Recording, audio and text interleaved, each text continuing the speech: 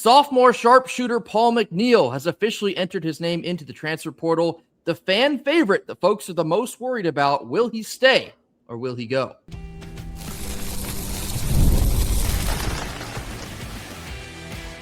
You are Locked On Wolfpack, your daily podcast on the NC State Wolfpack, part of the Locked On Podcast Network, your team every day.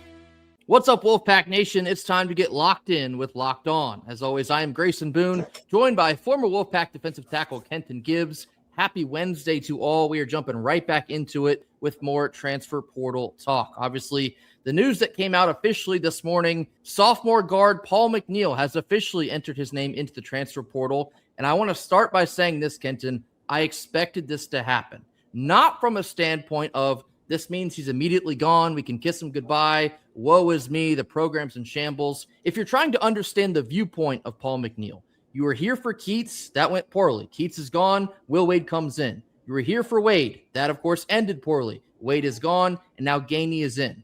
For a guy to potentially toy with the idea of sticking around for another coaching change in consecutive years, that's a lot to take in. And so I'm of the opinion that Paul would be doing himself a disservice if he did not, at the bare minimum, look in the portal, see what other options are out there, weigh what is best for him, and then make a decision.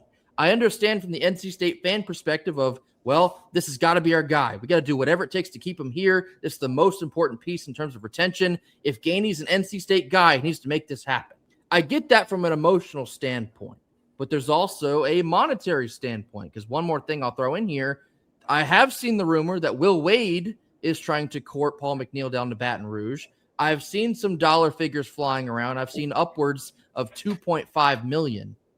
I don't think NC State should be toying with $2.5 million to bring back Paul McNeil. I think that would err on the side of irresponsibility.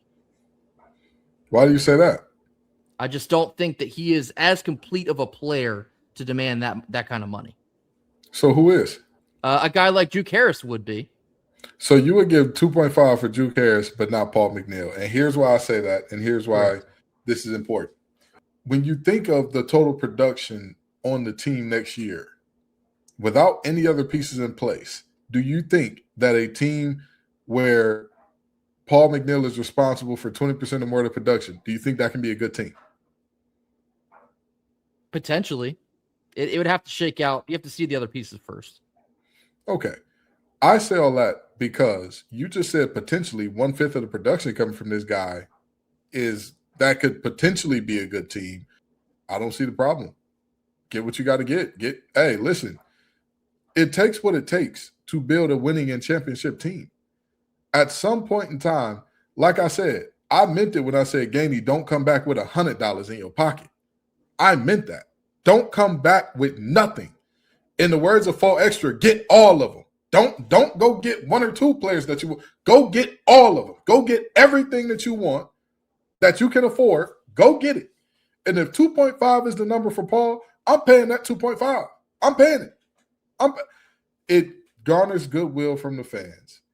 If he stinks it up, you get the out as a coach of, well, I got the guy that the fans wanted, and I paid him top dollar, and it just didn't work out, whatever the case would be. If it goes well, you are the hero that bought back P2 when it was looking like it was so over. Go. If 2.5 is the number, write him a check for 2.6 and say, here, now take your tail back to the Dale Center and get some shots up, son. I don't think that Justin Gainey is that type of coach. I don't think that he's going to let the idea of what the fan base wants hold this program hostage. What I will also say, not to dump on Paul McNeil, I love Paul McNeil. I hope that Paul McNeil returns to NC State. I think that would be obviously the best case scenario for us. However, but if Justin Gainey is a very intensely defensive-minded coach, is he going to value a guy that isn't that great on defense? He's elite at three-point shooting. Obviously, that is his primary function. Is he going to value a guy that really, from what we've seen so far, only excels at the catch-and-shoot aspect of an offense? 2.5. I don't know. I don't think I can get past the idea that might be pushing it for a guy like Paul McNeil. Is he valuable to this program? Yes, absolutely. Like I said, I want to make this very clear. I want Paul McNeil at NC State. He led the ACC in three-point percentage this season, and that is by no mistake. He's an extremely hard worker. The dedication to the craft that he puts in, obviously was very loyal to NC State from last offseason coming into this season. That means something to a lot of us. But the idea that Paul McNeil would tie us up for $2.5 million, I don't know. I think there's going to be more emphasis on using that kind of money for bigs or a scorer like the magnitude of a Juke Harris. Not saying Juke Harris will end up here, but I think at times Paul McNeil is just a tad too one-dimensional to demand that kind of money and for NC State to be upfront with that. I'm just going to say it like this, Grayson. Whether you believe the number is 10, whether you believe the number is 12, whether you believe the number is 14 makes a big difference, right? Some people say 10, some people say 14. Even if I cut you down the middle and say 12. Now, if you're talking 10, that is a very different situation. I will acknowledge that. 10 is a very different situation. But if you're talking 12 and you're telling me you don't want to pay 2.5 to keep a player that, if somebody else is willing to pay him 2.5, right? He goes elsewhere. Do you replace him with a player of his caliber or better for cheaper? Likely not. No. So what are we doing here? I have this exact same conversation with Lions fans every time they talk about, oh, trust Brad Holmes. He doesn't need to sign another defensive end. You don't want to overpay for Trey Hendrickson. And I say the same thing to Lions fans when they say that. You know what I tell them? Find me a Super Bowl roster where one or two players weren't overpaid. Find me one.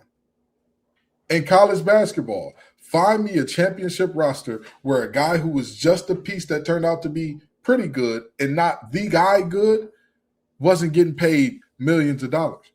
This is the reality of college sports now. And here's the thing. At the end of the day, if we are okay with being resigned to being a feeder school, if we are okay being resigned to, we'll have a good season once every 5 to 6 years, but the reality is when we have really good players, we can't hold on to them. If we're resigned with being that, then make it known. Make it plain. Come out and say it right now so I know to temper my expectations as a media guy covering these teams. But if you want a championship, you think Yaxel was cheap? Certainly not. You think Elliot Cadeau was cheap? You think he went on a humbug?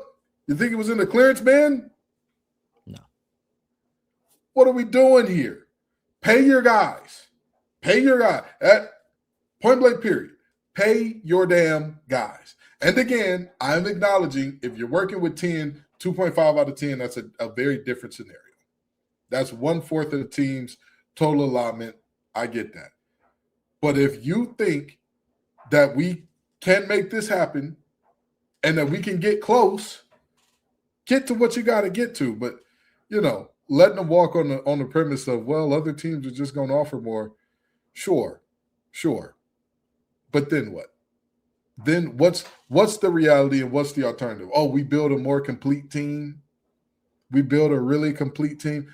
I've already said I believe in Justin Gainey's ability to find the hidden gems and whatnot. The problem with the trying to find hidden gems in the portal era doesn't work that way as much anymore. Those gems, the guy that would have balled out at App State, guess what he's doing now? Taking his tail over to Kentucky after a year. That guy that would have tore it up at Colgate if no Power 4 teams came and scoop him, guess what he's doing? Oh, I just dropped 20 a game in the Patriot League. Arizona's calling me. Let's see what them boys hitting for down there in the desert. That's what's happening now. So it's valuable to be able to, find those hidden gems. It's also valuable to understand sometimes you just got to, it takes what it takes. I'm going to give you what you need to move on. And again, I am acknowledging 2.5 out of 10. All right, fine. That might be too hefty. 2.5 out of 12 or 14, pay that man and move on. And of course, the last piece of this entire Paul McNeil puzzle is that this ultimately will be up to Paul. Obviously, he left the door open for a potential return to NC State. That's kind of been the theory all along the last week to 2 week span here, that maybe Gainey was the preferred choice of Paul McNeil if he was to consider coming back to NC State. Perhaps Gainey would be the preferred choice there.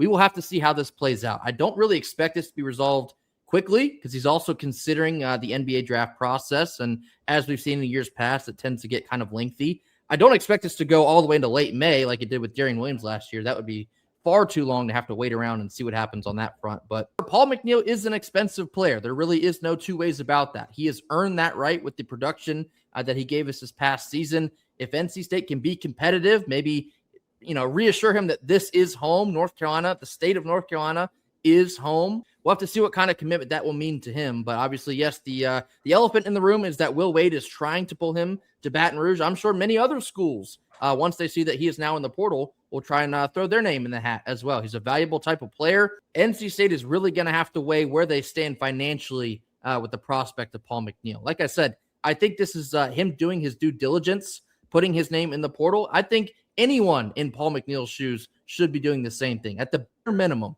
see what else is out there.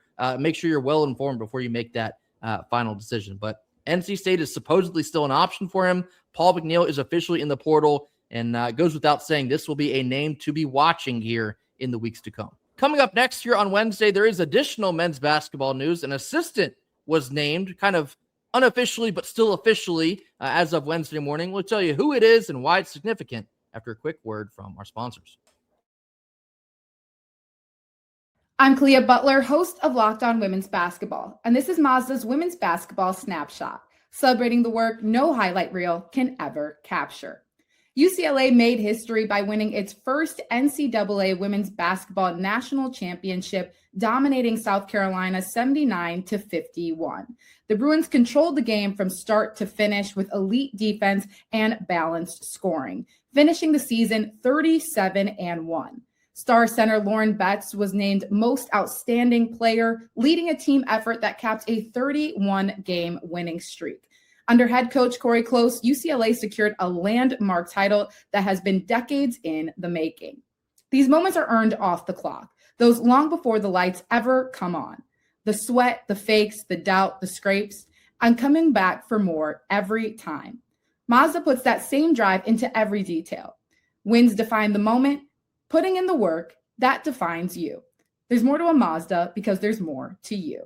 Middle portion of our Wednesday show, some assistant coach news came across our desk this morning for Justin Gainey making another official hire. I know folks have been clamoring for some kind of news on this front. It was reported on Wednesday morning by Jeff Goodman that Anthony Goins from the UGA Bulldogs will be joining Justin Gainey's staff here in Raleigh as the quote-unquote offensive coordinator on the staff. Now, the Georgia Bulldogs were extremely impressive offensively this past season.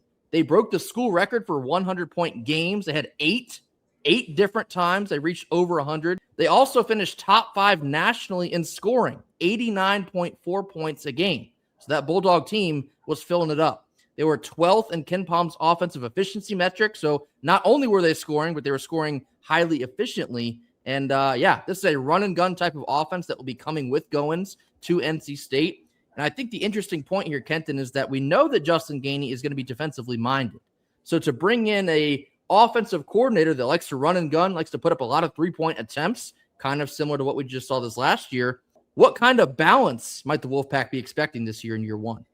I think that this was a great hire, a lot like how Mike D'Antoni always brings in the defensive coordinator and whatnot to kind of get things going on that end of the ball. I think this is a really good hire. I think that this could be a beautiful marriage in terms of that very up-pace, go style offensively with a defensive style that's very much so, hey, we are going to get in the face of every shooter. We are going to defend every shot. We're going to make everything you do a little bit tougher on you than it would be otherwise, or if you were playing somebody else. I think that that's big time. I think that's very meaningful to bring Goins in because you need somebody to kind of balance out a situation where it's, all right, it's us, and then it's us and what we want to do defensively with all this length, but where is the scoring going to come from? Who are we going to have as a kind of beacon for, hey, we want to attract high-level scores, and we want to say you're going to have the opportunity to display NBA skills. What better offense to be in than Goins, which emphasizes pace of space, which seems to be the order of the day in the NBA right now. It seems to be a very, very high degree of, skill required to play in his offense. But again, that's what gets you to the NBA. teams seeing, oh, this guy knows how to run the lane. Oh, this guy knows how to knock down the shot off the catch and shoot. He knows how to pump fake, take that little 2 steps to get himself settled and then knock it down. These are all skills that are going to translate to the NBA, and thusly you're playing against NBA talent in terms of the Dirty Foot Club and Duke and all these great teams, the ACC, Louisville, UVA, all that good stuff. I think it's a really good match. On paper, it does seem like quite an exciting hire here pretty early in the process. Obviously, the last 2 seasons, he's been down in Athens, Georgia. Before that, over the course of 13 seasons, he's been at Boston College, he's been at Clemson, Quinnipiac, Yale, and Dartmouth. So a little bit of experience on a multitude of different levels, but he is a proven commodity in terms of scoring the basketball. And so when you think about the toughness that Gainey wants to find in the portal, these players that are coming with toughness, they're going to be hard-nosed, they'll give 100% effort. We're going to be playing a fast-paced offense, but also a nose on the grindstone type of defense. You're going to need very particular type of players to be able to play both ways, especially with that type of intensity. So something to keep in mind here as we continue to see more names come across in terms of NC State interest in the portal. You're going to need guys that can get up and down the floor, guys that are not going to tire out, guys that are going to be relentless, both hunting their own shot, getting to the foul line, getting to the paint, getting all over the glass. You're going to need some like bulldog type of players, I guess pun intended here with Goins coming from Georgia, but very interesting marriage here of skill sets that are kind of coming into play. A hard-nosed defensive team, the team that's also going to be wanting to run and gun on the offensive side of the ball. Another name that is currently unofficial as of now, but I've heard from enough sources and I've seen on enough sites that it's expected to be happening here in a short amount of time. It is expected that Matthew Driscoll will also be joining Justin Gainey's staff here. Driscoll will be joining us from the K-State Wildcats, where he was the associate head coach for the Wildcats this year, and obviously he got bumped up to that interim role once Jerome Tang was fired there late in the season. Driscoll also was at University of North Florida, for 16 years as the head coach. He's also looked at as an offensive guru type of guy. So potentially here bringing in 2 guys that are offensively minded to pair with Justin Gainey's defensively minded play style. Very interesting. Very interesting. So maybe you could see where Paul McNeil would make a lot of sense for NC State to try and retain him here. A team that wants to put up a lot of 3-point attempts, much like we did this past season. I don't know. Could be a very easy selling point to try and keep Paul here in Raleigh. Yeah, I think that these 2 offensive-minded hires are going to be pivotal to getting us going offensively, because when you think about college basketball and how it differs from the NBA, this is more so about your X's and O's than your Larrys and Joes. This is, objectively speaking, you're seeing a very different type of situation with teams competing and whatnot with lesser talent because their schemes work out in a way that put their players in position to win. The reality of what we're looking at with these 2 hires, Justin Gainey is very clearly saying, hey, I know who I am. I know where my deficiencies are. I'm going to get people on the staff who are good and strong where I'm weak so that we've got all angles of this thing covered.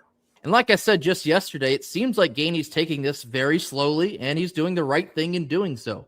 He wants guys that bring the right amount of skill sets to the table, not just guys that he's friends with or guys that also played at NC State like he did. Not to disqualify anyone on that front, but I appreciate that he is doing this at his own pace. He's not letting the pressures of the outside world speed him up. That's not his type of style. He's going to do things his way, and he's got the keys to the kingdom now. He should do them his way. So Anthony Goins seems to be the next assistant coach that will be publicly named, and then probably shortly after him, it should be Matthew Driscoll joining us from K-State. Offensive-minded coaches to pair up with Justin Gainey here in Raleigh. Last couple minutes here coming up on our Wednesday show. We got a whole lot of nothing, a whole lot of something. You might want to stick around for this one. Stick with us after a quick word from our sponsors. Our second Wednesday sponsor is Robinhood. What if sports were traded like markets? Now you can put your sports IQ to work in real time with Robinhood Prediction Market. You can buy or sell all of your positions live all game long. Use your sports knowledge in the moments that matter. Robinhood Prediction Markets changes the game. It's people moving the action, so when momentum shifts, you can move with it. You always knew the game, but you never had a dynamic way to apply that knowledge. But now, with Robinhood, you can actually take part live in a market powered by the people. You're no longer just a spectator, play-by-play, you decide. Trade every play with Robinhood. Now available across the U.S., download the Robinhood app now in order to begin. Futures and cleared swaps trading involves significant risk and is not appropriate for everyone. Event contracts are offered by Robinhood Derivatives LLC, a registered futures commission merchant and swap firm. And our third Wednesday sponsor is Indeed. Workplace chaos, deadlines stacking up, inboxes are overflowing, and the one position you have to fill is still sitting open. When the pressure's on and you need to make the right hire, this is a job for Indeed. Indeed Sponsored Jobs helps you reach the right people who are actually fit for what you're looking for. Whether that's skills or experience or location, you set the tabs and Indeed will set you up. Here's a stat that says it all. In just a minute that I've been speaking to you, companies like yours have made 27 hires on Indeed, according to Indeed data worldwide. So if you're hiring, spend less time searching and more time interviewing candidates who will actually check your boxes with Indeed Sponsored Jobs. Listeners of this show will get a $75 sponsored job credit to help your job get the premium status that it deserves at Indeed.com/podcast. Just go to Indeed.com/podcast, PODCAST podcast right now and support our show by saying you heard about Indeed from this podcast. Indeed.com/podcast. Terms and conditions apply. Need to hire? This is a job for Indeed. Last couple minutes of our Wednesday show. Now time for a whole lot of nothing, whole lot of something. 3 topics. We'll tell you exactly where we stand on them. First one here, and it relates to Tuesday's show. I have seen now that Juke Harris has not only been in contact with Michigan, who just won the national championship, but he has also scheduled a visit for the opening weekend, which is this weekend. Whole lot of nothing, whole lot of something. Oh, that feels like a whole lot of something. That feels like a whole lot. It seems like things are matriculating very fast with him. If you want a shot, you better make it happen right away. You better, again, like I said, Justin Gainey, if you can hear the sound of my voice, do not come back with 100 in your pocket. Don't come back with a 50 in your pocket. Don't come back with a 20 in your pocket. I'll let you come back with 50 cents. Buy a pack of Annihilators when you come back. That's it. If you could buy anything more than a pack of Annihilators, you have failed us as a fan base. Get all of it. Get everything out. Let everybody know, hey, we coming in the room and we coming to spend some. Okay?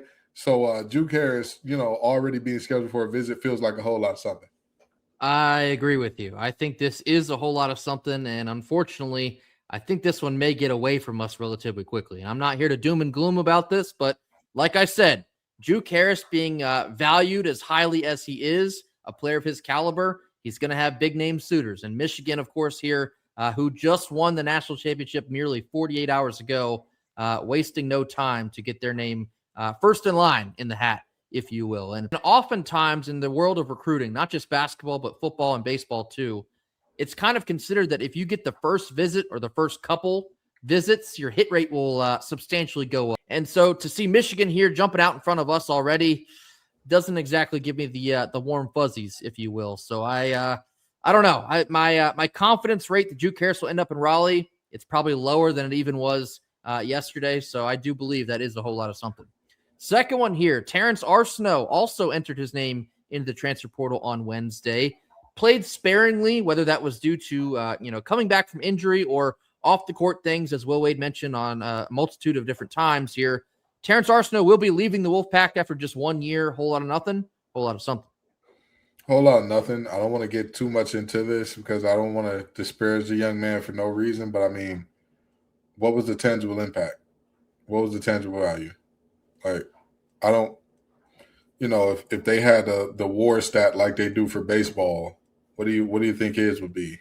You know what I mean? Like, I probably wouldn't look at him and say, oh my God, that's a guy that we got to bring back. And the reason that I was so okay with overpaying potentially for Paul McNeil, the factor of, hey, we kept an NC State guy at NC State and what that would do in recruiting, what that would do for future players to know, you know what? Even if people don't see me as worth this much, NC State will if I'm already here. That same principle doesn't apply to Arsenault because he's not he's not a day one Wolfpacker. So a whole lot of nothing in my book. I'm with you. I do think this is a whole lot of nothing, not because of Terrence being a whole lot of nothing, but it's like, well, what did you expect? The roster's kind of falling apart for a good reason. Of course, you had a very dramatic coach uprooting, if you want to call it that.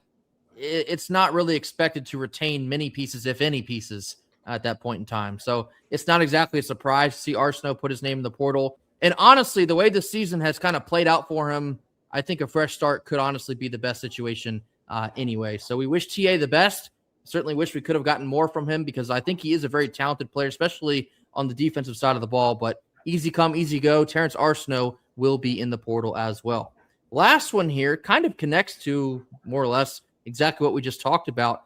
Kenton, I think there's a decent chance that Justin Gainey could be working with an entirely clean slate of players. It's not unforeseen that we have no players being retained, and he might have to build entirely a new roster. Whole lot of nothing, whole lot of something. Whole lot of something. This will be the second time in 2 years that we're rebuilding from one player or less. That's not good. That's not good. You know what I mean? And granted, you know, like I've already talked about, it's not Justin Gainey's fault. Right. But, man, this much instability in back-to-back scenarios is just not good. That's just not what you want to see to any degree. It's certainly not Gainey's fault other than, you know, doing his absolute best to court the players that he wants to keep, like Cole Kluwer and like Paul McNeil. But if you're not able to, you can't hold them here at gunpoint, so to speak. They got to make their own decisions, and if they leave, they leave. But a lot of times you want to build off of something. You got to retain something, build up your program and continue a culture of something. And to have, well, completely nothing here potentially, that's an uphill battle to have to fight here. But, you know, having to go out and find maybe 14 guys as opposed to, I don't know, maybe like 9 or 10 is difficult. I certainly feel for Gainey if that does end up being the case, but we're going to get our guys. He's going to find players. We're not going to have a barren roster like everyone kind of wants to believe is currently the case. More shots, more minutes, more reps, more everything. It will be a place that if you want to potentially come be a starter, well, if there's no one else there, that spot could be yours. Maybe you can advertise that kind of thing in the portal as well. But decent chance here. I think that it's increasingly likely that maybe NC State has 0 returning players, maybe outside of Paul McNeil. But give us your thoughts in the comments. That will do it for us here on Wednesday. Be sure to hit that like button. Drop your comments in the comment box. Mash that subscribe button if you have not already. We'll catch you back here tomorrow on Thursday for more. And until then, go Pack. Go Pack.